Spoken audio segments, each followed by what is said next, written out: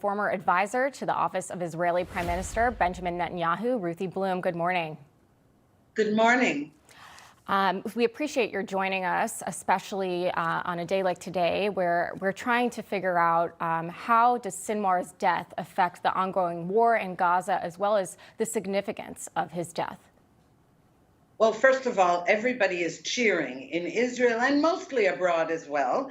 But the reason that it changes things is that it sends a clear signal to Iran that that Israel is not going to stop until it decimates all the leaders and it basically decapitates these organizations and until Israel achieves total victory. Please note that, as you pointed out, that Kamala Harris's statement didn't age well. Well, everything the Biden administration has been saying all along since last October 7th is don't do this, don't do that, don't go here, don't go there, stop, and let's think about after the war. Well, it's about time that Israel stopped, let's say, listening and hesitating, because what we've seen in the last few weeks is unbelievable progress towards victory. Notice that nobody in the Biden administration uses that word. You know, one of the things I've taken away from this, obviously, Sinwar's time as the leader of Hamas wasn't very long. And it seems like if you're going to take one of those leadership jobs in Hamas, don't send your resume, send your obituary. So who do you think is going to take his place? Well, I don't know. You mean Sinwar's place? I didn't hear you. There was a sound. So if you're asking me who's going to take Sinwar's place, well, his brother is still alive, and he's also a bloodthirsty terrorist.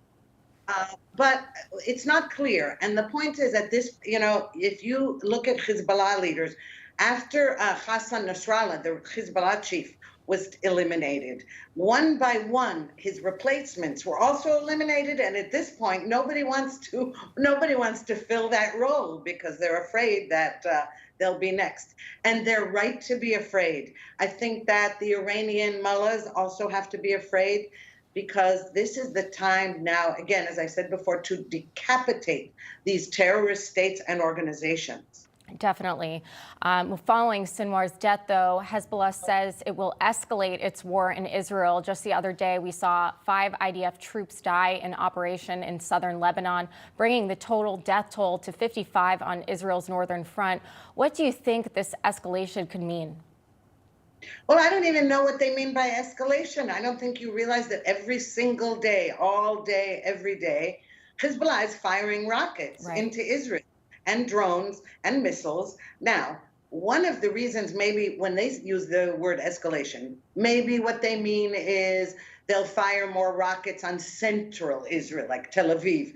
Or maybe what they're threatening is another October 7th-like massacre, the way that Hamas committed it, which they've been threatening to do all along. But the whole point is that's why there's a ground incursion into Lebanon, to destroy the tunnels, the terror tunnels, and to prevent them from doing just that.